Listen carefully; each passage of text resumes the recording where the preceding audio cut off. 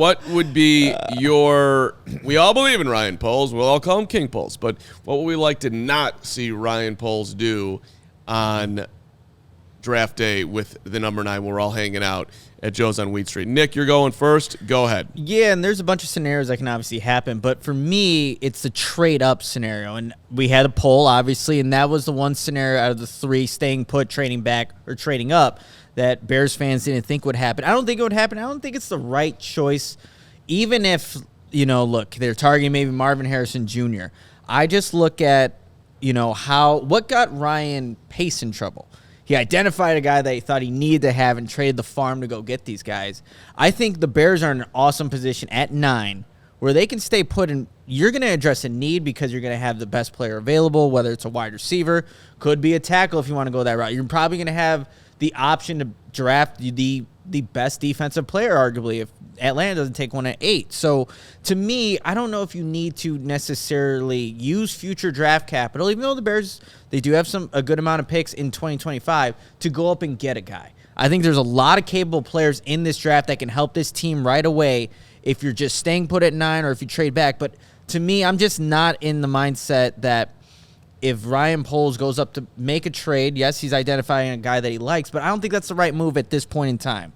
So that's the one scenario that I don't think is going to happen, that I'm not in favor with right now for Ryan Poles. I tend to agree with you, but I'm going to ultimately disagree with you if a scenario pops up. But Braggs, why don't you go ahead with your scenario?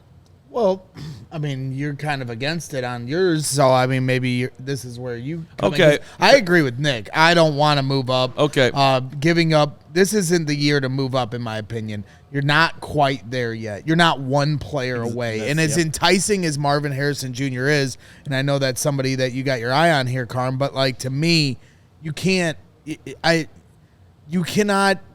put all your eggs in one basket. You've still got a lot of things, a lot of needs to fill on this team. You're not quite there yet to be trading up and giving up future assets. Keep building this team the way you have been. Right, and that is the conservative play, and in general, I would agree. But the scenario that I'm creating, because it does seem like in a lot of these mock drafts, we are going to see quarterback. Yep. So, and maybe the Chargers will take Marvin Harrison Jr. At 5, which has also been mocked by multiple people. But maybe they won't.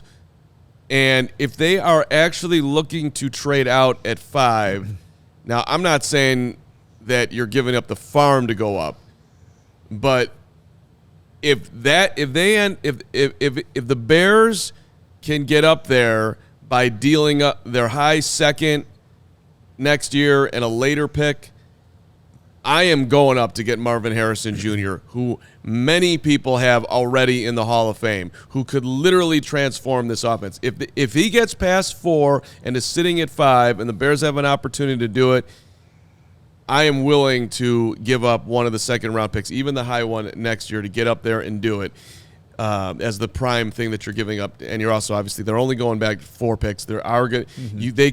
They could look at it differently. They might like Neighbors at 9, who's been there a ton. They might like Odunze. Maybe they feel like they're going to get an offensive lineman at 9 that they love. But if I can get Marvin Harrison Jr. to add in a Caleb Williams in this draft, and it's not going to take a first-round pick next year, I'm willing to do it. I'd do it in a heartbeat. I get how enticing it is. I mean, I've been dreaming about Marvin Harrison Jr. for the last 3 years to be on the Bears in the scenario that Justin Fields was going to be our franchise quarterback for the next 10 years. So to be able to come away with Caleb Williams and Marvin Harrison Jr., I don't think there's going to be any Bears fans that are complaining about that if that were to happen. No doubt. I just wouldn't do it if I was Ryan Poles. Be patient. Let the draft fall to you.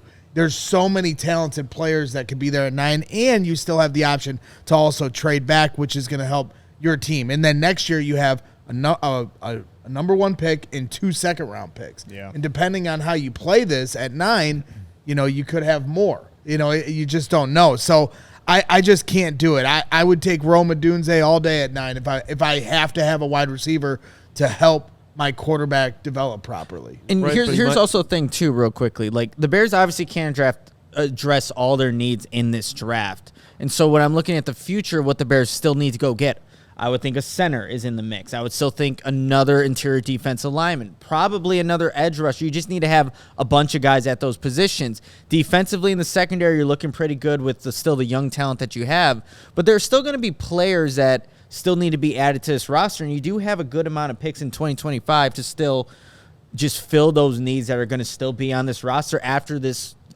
draft. So, look, unless Marvin Harrison Jr. is so far ahead of Rome Odunze and Malik Neighbors and Ryan Poles absolutely thinks, like, I need to have this guy because the other two guys just won't get it done, like, I just don't think that's the move. I see, and I've seen in the chat that people are saying that they're all can't misses.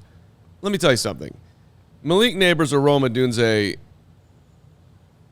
I'm maybe all of them are going to be great, but Odunze doesn't have, full run away from you. He's more can go up and get it physical guy. Is that going to translate? I'm not 1,000% certain. Malik Neighbors doesn't have the physical strength. So there is concerns there. And plus, he's got some wonky stuff off the field as well. I'm not saying either of those guys are not going to be successful. But with Marvin Harrison Jr., you are dealing with a dude who has exquisite work ethic, incredible bloodlines, outstanding production. If he doesn't hit, and I get that his frame's not huge either, but this is a guy who runs routes with tremendous precision, all of it. Like, if you add that guy in, you have got to feel super comfortable. Plus, also the fact that, look, the Bears are a lot better at wide receiver right now with Keenan Allen, but there's still a major need there. And forget about even wide receiver. The offense needs playmakers. You're trying to make a soft landing spot as soft as possible for Caleb. That dude would go a long way to doing it. And again, I'm not trading a first and a second next year to go up 4 spots. But you tell me I can give up a second-round pick and the 9 and a later-round pick to do it, I'd go ahead and say, okay, fine, let's roll. It's going to be a fascinating situation that Ryan Poles finds himself in because, when the draft is playing out, we're seeing all these quarterbacks go, there's just going to be so many good players available. And if Ryan Poles is like, hey, I want to go get Marvin Harrison Jr., I want to wait here, like, I don't think I can really – I'm not going to fault him for it because, like, getting a guy like Marvin Harrison Jr. and Caleb Williams, you're like, damn.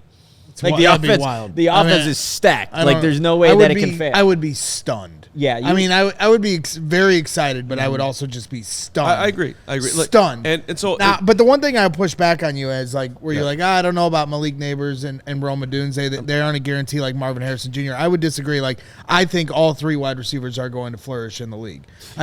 They've shown enough to me. They all bring something a little different to the table, but that's why I'm comfortable staying at 9. And taking Rome Odunze or Malik Neighbors. I don't think Neighbors is going to be there. I think it'll be Rome Odunze that is there at 9. And I would run to the podium for Rome Odunze. Fair enough. And listen, I'm not trying to, for lack of a better word, shit on Neighbors and or Odunze, but I also, this guy just seems like the freaking dude. Mm-hmm. And some people, like, if we go back in time in conversations, would take him 1 overall. Now, all of a sudden, he's fallen to 5. And do the Chargers want him? I would think when we had Brandon Gustafson on from Seattle. You love that reference. I love when you bring up he Gustafson. He called him a hand catch god. And I agree. Watching him. You're talking about Rome. Yeah. I mean, yeah. And he's right up. He's closer to him, out there in the Seattle, Washington area. Hand catch god. I'll take a hand catch god on the Bears. So that's a turn on. There's no doubt about it. So all right. So yeah, go you ahead. want me to get to my worst case scenario? There was a couple things I was toying with. I mean, the first thought I had was do not draft a cornerback, but I just think that's a silly exercise to even say because it's not happening. And if it does happen, we will riot. We will storm the gates of Hallis Hall, but I know Ryan Poles is smarter than that. So we're going to take drafting a corner off the board in the first round, whether it's at 9 or trading back. Do not draft a corner. Do not need it. So I'm going to go with a scenario that's been brought up a few times, trading back with Buffalo at 28. I have some concern there only because, they lost Stephon Diggs. Mm-hmm. Buffalo is in need of a wide receiver. Everybody's talking about, well, what happens if Neighbors or Odunze or both are there at 9? Our team's going to want to trade up for a wide receiver, specifically the Buffalo Bills. I want no part of whatever the Bills are offering, even if it's next year's first-round pick, because it's not going to be a high first-round pick. So I'm not trying to trade out of the top 10 pick I currently have to move to 28, and obviously it'd be a lot more than just next year's first. You'd get a second-round pick. They have number 60 in this draft. You'd get a second-round pick. You'd get a lot of picks. No doubt. But this is your last chance, if you're the Chicago Bears, in my opinion, to have a pick in the top 10. Ideally, that's how it should work here, that the Bears are so good for the next 10 years that they're not going to be drafting in the top 10 again anytime soon.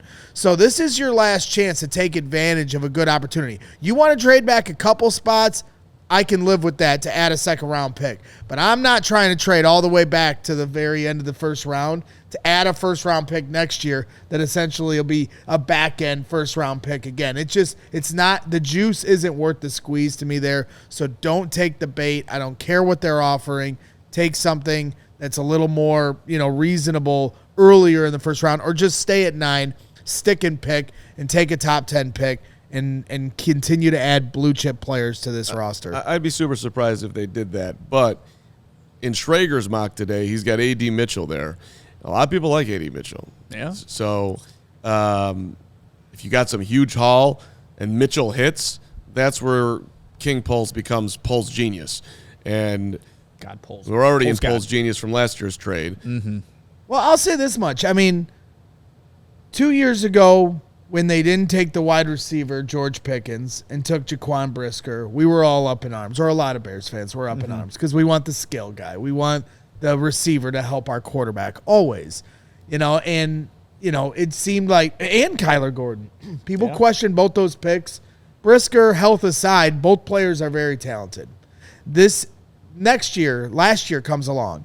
They don't take Jalen Carter. They take the offensive tackle. Seems like it was the right move. The second round comes along. They take Tyreek Stevenson. I believe they traded up for him. They did, yep. Jervon Dexter. There was a lot of, what? There was a lot of overreactions in the moment that those weren't the right moves. And now it seems like the second round, and that's why I feel good about what he'll do at 75, it does feel like that's kind of his wheelhouse. And when we talk about trust Ryan Poles, I do just like his order of operations when it comes to the way he drafts and builds this roster.